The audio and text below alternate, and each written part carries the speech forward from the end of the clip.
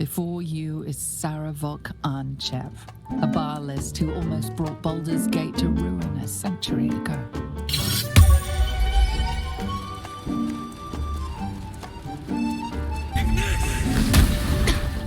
Follow the murder trials, though, eventually lead you to a character named Sarevok, and you have the option to join him and become Baal's Unholy Assassin. That comes with some perks, one of them being you unlock a pretty rare achievement. Only 3% of the community have gotten this so far. Another perk is you get an amulet that causes bleeding for any enemy that has full health, which also grants you easy access into Baal's temple. You also unlock this merchant in the same room that he originally sits in. He's got a lot of unique weapons and armor that cater to rogues that do critical damage.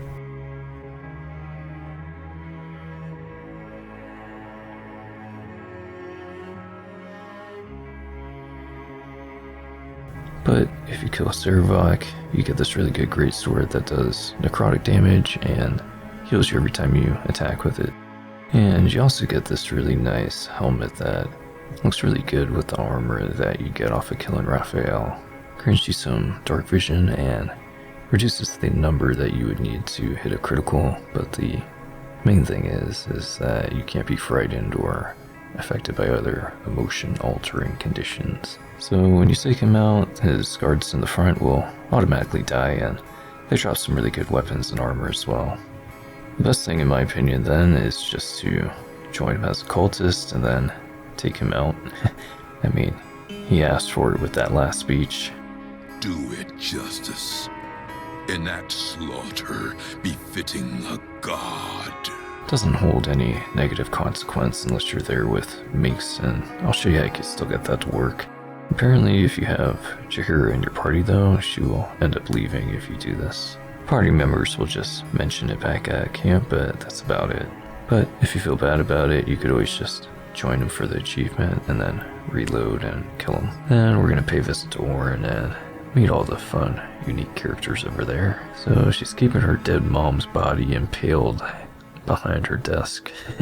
And if you use the Speak with the Dead spell, you can get some disturbing family history as well as getting some unique dialogue from her, and to where you don't actually have to pass any dice rolls to save your companion. Gripping the skull and hammer, hammer, hammer. So I f***ing ran up behind him with a hatchet, smash, smash, smash. The corpse regards you lifelessly. Orin, my daughter. Only the blades can offer salvation.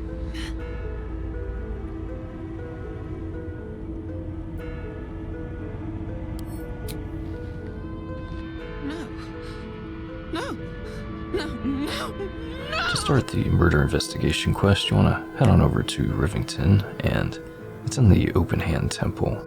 You can use the Speak with the Dead spell on the father to get a clue on who the murderer is. Then you just follow the waypoints. It's pretty easy from that point on. Eventually it will lead you here once you have enough evidence and enough body parts. You gotta lockpick the door in order to get in, and in the back room there's a painting that you should spot if you have enough perception on any characters. Remove the painting and there'll be a button behind it.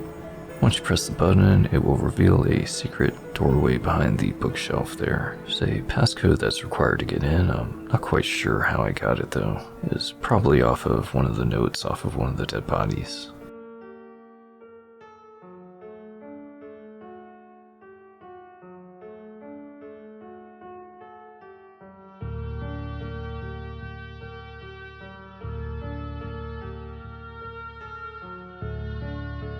Inside there'll be like some undead guards. You have to present one of the hands that you got off of the victims. Present me well from gifts thine own, or I shall rend thy flesh from bone. A grasping hand, an offering vile. Enter now the dread Lord's trial. Now, if you have Minx in your party like I did, they have some history together as well as Jaheira. But Minx won't leave your party. You have the option to sacrifice him, which he's got a pretty hilarious reaction to being offered to be sacrificed. But obviously that's a horrible idea since Minx is one of the most hilarious characters with Boo. So instead you have the option to just have him submit either by persuasion or intimidation. Before you is Sarevok Anchev, a barlist who almost brought Baldur's Gate to ruin a century ago. Davella was right. Not just an imitator, but Sarevok himself. Neither party will let the other walk out of here alive. What purpose do you have in bringing this heretic to the court of Baal? Speak, or death will be your final word. Minsk politely declines your offer to be an offering. I am afraid he is already claimed by Boo. And he won't leave your party after this. I felt worse about making him do this, even though I killed Sarevok after this, than killing the flying elephant investigator, which will apparently help you out at the end battles if you do free him here, which probably wouldn't be all that great as you kind of have so many allies already by the time you make it to the end game. I did anyway, and you can only summon one of them at a time on each character, and kind of draws out the battle as each summon can have like 3 or 4 units, and it just takes a really long time for them to move around. So I baptized Astarion in blood, it only seemed fitting, and he's already taken every kind of corrupt power there is, so didn't see how it could be any worse for him at this point. Turns out it doesn't seem like there's any negative effects at all, besides the ethical aspect if you're playing based on ethics, or Jaheira leaving your group if you have her in your party.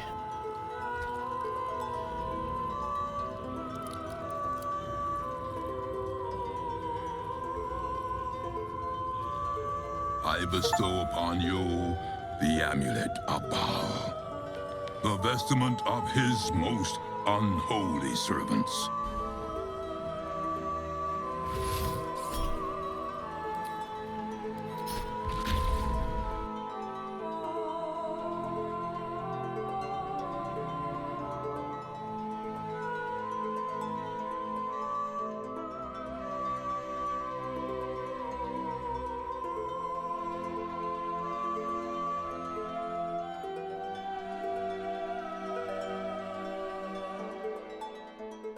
In order to find Orin, you have to make it into the sewers, which reminds me a lot of making it into the Underdark, as there's probably like 5 or 6 different ways that you can access it, but the easiest is probably from Basilisk Gate, as there's a little sewer manhole right there on the side.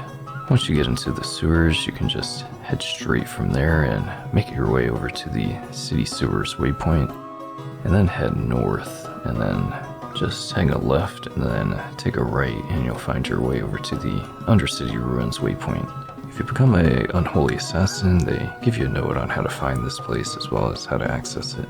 In order to access the temple, you have to shoot the bodies that are hanging above, and that'll make them bleed and open the door for you. In there's going to be a bunch of enemies that are on the high ground, and you want to try to move your whole team up on this ledge here to the right, as if you just walk down there, there's probably going to be like 10 or more enemies that just ambush you from the high ground. You also want to have some form of detect invisibility, as just about all of them go invisible. And once you take these guys out, you want to continue to make your way on this little ledge here, as there's going to be a guy that's casting a conjuring spell, and once you take him out, you take out all the other enemies.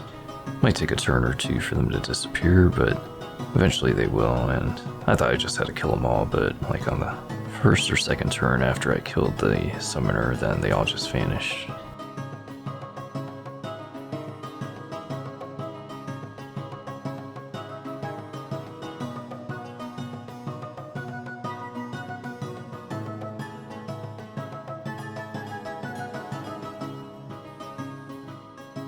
Head on down to where the fallen pillar is at, and you'll find a metal door on the right hand side.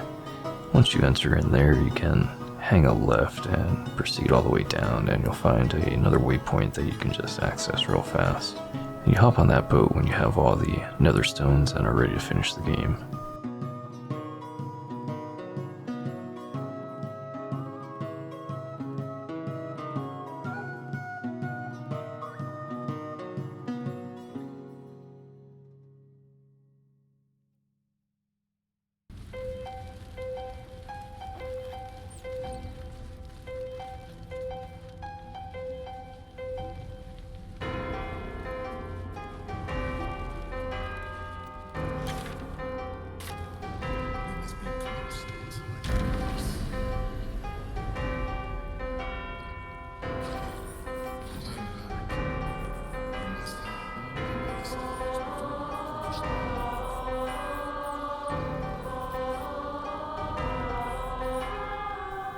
Head back up from where you're at and descend further down to where that giant bridge is at. I have to send some of your summons this way, as they like to get stuck between that little door. You could probably use religion or pray to Baal, but if you have the amulet, you could just use that and it opens the door instantly.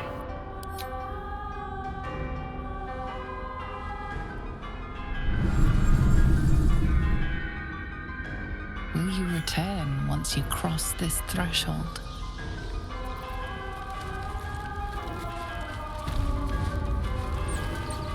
If you became an unholy assassin, then none of these people will attack you here. Then you can go all the way to the right side there on that ledge and use either a teleport spell or fly, and you probably don't even have to use invisibility, but if you get too close to her, then you'll end up triggering the cutscene. In this back room is where she keeps her dead mom, and if you use the Speak with the Dead spell, then it's got a little bit of extra lore as well as giving you the option to just bypass the persuasion rolls to save your companion there. I'll leave that part in there in case anyone missed it.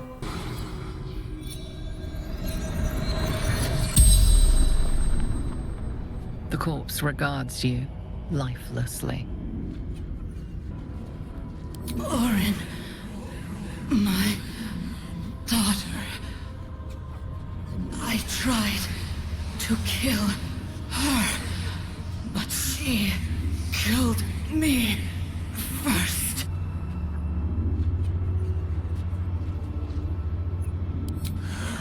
I wanted to be Bal's chosen. Sarevok told me she must be my offering. I was close, my hand around her throat. I failed.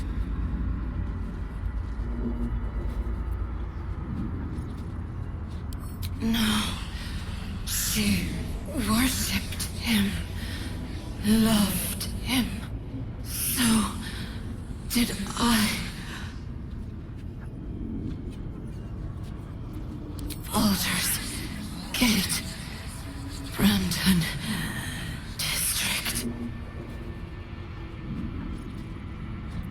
Helena Anchev, daughter of Sarevok, mother of Orin. The spell's power wanes. You can ask no more questions. Only the blades can offer salvation.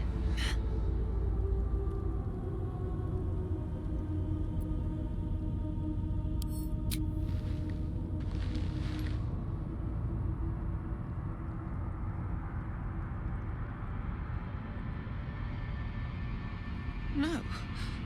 No! No! No! No! He didn't!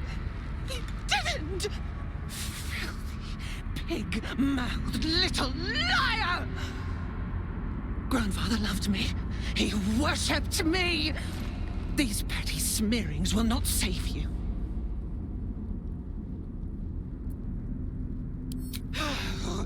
Liar! Your skin will be Grandfather's shroud, coward! I will flay you where you stand!